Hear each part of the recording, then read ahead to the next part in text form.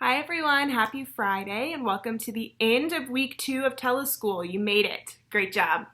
Hopefully if you're watching this video, you just finished the previous video where someone was reading The Most Magnificent Thing. If you haven't watched it yet, go back and watch it real quick so that our discussion today will make sense to you. I love this book because it's all about this girl who has this big, brilliant, beautiful idea, and when she tries to execute it and get it done, she fails a lot of times. I mean, she fails over and over again and has to keep trying before she's successful. You know, it's not an easy route. She gets frustrated, she gets mad, she really wants to give up, and eventually, in the end, she does make the most magnificent thing. Spoiler alert. I told you to go back and listen to the book, so hopefully you did and I didn't ruin it for you. So she's successful in the end. And she can only be successful because she was willing to fail before she got to the success at the end. Okay, she was willing to be flexible. And that's what we're going to talk about for just a few more minutes today. I want you to imagine or remember a time when you were maybe in the grocery store or the movie theater and you saw a little kid, maybe 2 years old, maybe younger, just throwing a huge tantrum, screaming, crying, stomping their feet. We have all probably seen something like that before. It's because that little kid, that 2-year-old, knows what they want, but their brains just haven't gotten to the point yet where they can control their behavior and be flexible when they need to be. Now imagine that you saw an adult, a grown-up in the store acting that way. Okay, someone your mom's age or your grandma's age, screaming and stomping their feet and throwing things in a grocery store. That would be a little crazier, right? Because adults are supposed to be able to change the way they behave and handle more difficult situations, right? Well, here's the thing. You guys are also old enough now to start practicing being flexible like adults are, okay? Now that you are in elementary school, whether it's kindergarten or 5th grade, yes, it's going to take a lot of practice to learn and train your brain to be more flexible, but it's something we can start doing so that when you are an adult, you're not in the grocery store throwing a temper tantrum, okay? So we're going to start out by just brainstorming a few situations or examples where maybe things did not go your way. If you're having a hard time thinking of something, I can think of just a million things off the top of my head right now. If you have ever not gotten to be the line leader when you wanted to, not gotten to sit with who you want at lunch, if you had your hand raised for a long time and your teacher didn't call on you, your friend didn't want to play what you wanted to play at recess, you guys handle things every day that don't necessarily go the way you want them to. Okay, because there are a lot of situations we don't have total control over, and that's okay. We're going to do a quick little experiment here. I have a big stack of coasters right here. Just have to use what I have at my house. So I have a big stack of coasters, and I also have a piece of yarn that I've tied into a circle and a rubber band. Okay, the yarn you can see is actually a little bit bigger than the rubber band is. The job that I need this rubber band and this string to do is to hold all these coasters together.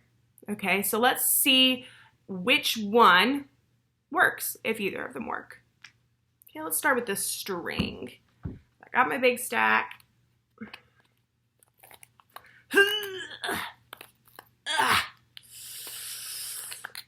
This isn't working, you guys. It's not gonna work. All right. Let's try the string, or the rubber band. Let's try the rubber band. Boom, that easy, okay? So why didn't the string work? It's bigger. It should have fit, but it didn't, because it was unwilling to change or be flexible to fit the job or to fit the task that needed to be done. Okay, whereas the rubber band, maybe it started out a little smaller, but it stretched and it was flexible. Okay, so when we think about the way we respond to situations that don't go our way, let's go back to the line leader situation. if I'm in class and I don't get picked to be the line leader, and I start crying or screaming or push my way to the front of the line, that is a very fixed response, okay? I'm not going to be successful with that response because I'm not willing to be flexible, okay? Whereas if I instead say, well, it wasn't my turn this time, it's not my turn yet, but maybe tomorrow it will be, or maybe next week it will be. That's more of a flexible rubber band response, okay? And it's a more appropriate response to have. I have a feeling you guys are having to be flexible a lot right now. If you're asking your parents to have sleepovers or play dates, or if you can go to your favorite restaurant, there's a pretty good chance your parents are having to tell you no a lot more than maybe they usually do. And it's, because we're all supposed to be trying to stay safe by keeping to ourselves, staying at home as much as we can. And we're not used to that. And so you're probably having to practice your flexibility a lot more. And your parents are too, or your aunts or your uncles, whoever's taking care of you at home, they're all having to be more flexible. So this is a great time for you guys to be practicing stretching your brain to fit these more difficult situations. So my task for you, I want you to come up with your own list of situations or examples, kind of like we did at the beginning, where you have had to be flexible or something hasn't gone your way, right? And come up with as many as you can. I know you guys are creative, you all have different experiences, so I'm sure you can all come up with a lot of examples. And then I want you to come up with some flexible ways to respond to those situations, things you can tell yourself to be able to handle it. So for example, if I got a bad grade on my math test, a fixed response would be, I am just bad at math. That's just how it is. I just can't do math. Okay? Not willing to grow or stretch. A better, more flexible response would be, I will ask my teacher for help on what I got wrong, and I'll do better next time. Okay, so I want you to go back to those situations where things aren't going your way and go ahead and write down, practice a more flexible response to those situations, because they're probably going to happen again.